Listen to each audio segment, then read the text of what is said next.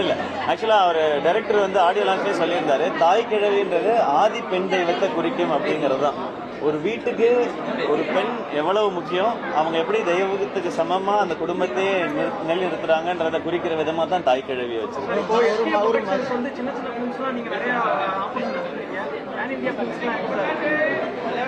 Pan இண்டியான்றது ஒரு கதை, அது போய் ரீச் ஆகி ஹிட் ஆச்சுன்னா தான் பாருங்க. இப்ப இந்த ஐடியா எடுத்துக்கிட்டீங்கன்னா எனக்கு தெரிஞ்சு குடும்பத்தை இழுத்து பிடிச்சி, அதாவது காலேஜுக்கு போகாம பெரிய பட்டப்படிப்பு படிக்காம ஆனா குடும்ப நிர்வாகத்தை பார்த்து அந்த குடும்பத்தை நிறுத்துற பெண்கள் எனக்கு தெரிஞ்சு இந்தியா முழுக்க இருக்கிறாங்கன்னு நினைக்கிறேன்.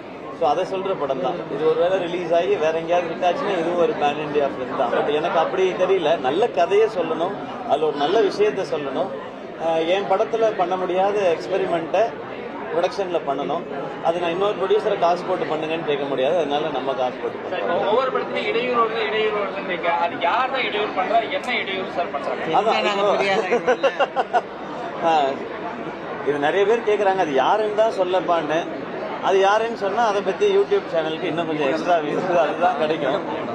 இதை சொல்றதுக்கு காரணம் வந்து நான் இன்னொருத்தரை குறை சொல்லணும் அப்படின்றது இல்லை. இங்க எவ்வளவு பெரிய விஷயத்தை தாண்டி கடந்து வரணும் தான். மேபி இது கேள்வி வருதுன்னா அதையே சொல்லாம தவிர்த்துக்கிறதும் ஈஸி தான். அந்த மாதிரி தடைகளை தாண்டதுன்றது இப்போ மேம்லாம் பாத்தீங்கன்னா அவங்களுடைய 48 வருஷம் இந்த இண்டஸ்ட்ரியில இருந்திருக்கிறாங்க. இது எல்லாருக்குமே இருக்குது. இப்போ உங்க லைஃப்ல உங்களுடைய வேலையில அது எல்லாருக்குமே இருக்கும்.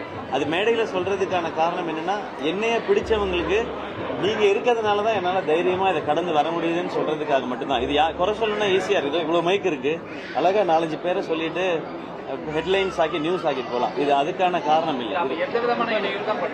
அதான் எனக்கு கம்ப்ளைண்ட் பண்றதுக்கு நான் வரல. இப்படி ஒரு சூழ்நிலை இருக்கு, இதை கடந்துதான் இதை பண்ணிட்டு இருக்கோன்ற சொல்லுங்கதான். இது எங்கேயோ பாக்குறவங்களுக்கு ஓ எல்லாருக்குமே இது இருக்கா, அப்ப அதை கடந்தவங்க போற மாதிரி நம்மளும் போலாமான்ட்டு என்னை ரசிக்கிறவங்க யாராவது 4 பேருக்கு அது பாசிட்டிவா இருந்தா போதுமானது. வளர்ச்சியை டார்கெட் பண்றாங்க, அது எல்லா துறையிலுமே எல்லாருக்குமே இருக்கு. அது எல்லாருமே தொடர்ந்துட்டே தான் இருக்கு. நம்ம படத்தை நம்ம படத்தை பத்தி பேசுவோமா ப்ளீஸ்?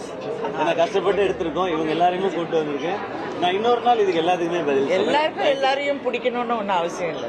அப்படி எல்லாருக்கும் எல்லாரையும் பிடிச்சிட்டா எல்லாருக்குமான தேவையும் எல்லாம் போயிடும், மோனோபொலியும் ஆயிடக்கூடாது இல்லையா? ஸோ கொஞ்சம் எவ்வளவு பேருக்கு பிடிக்க வைக்கிறோன்றதுதான் நம்ம சினிமாவில் இருக்கு. நான் எப்பவுமே அப்படிதான் பார்ப்பேன். இப்போ உள்ள 500 பேர் படம் பார்த்தாங்க, இது ஒரு 400 பேரை தாண்டி படம் பிடிச்சிருச்சுன்னா அது பிளாக் பஸ்டர் படம். ஸோ அதுதான் பிளாக் பஸ்டர். நன்றி நன்றி மக்கள் அப்படி. ஸோ இது மட்டும் தான் நான் பார்க்குறேன். 500க்கு 500ஐயும் பிடிக்க வைக்கின்றது ரொம்ப ரொம்ப கஷ்டமான விஷயம். அதுக்கு முயற்சி செஞ்சுக்கிட்டே தான் இருக்கு. பிளே ஸ்டோர் மற்றும் ஆப் ஸ்டோரில் இருந்து பாலிமர் செயலியை QR கோடு மூலம் பதிவிறக்கம் செய்யுங்கள். செய்திகளை உடனுக்குடன் பெறுங்கள்.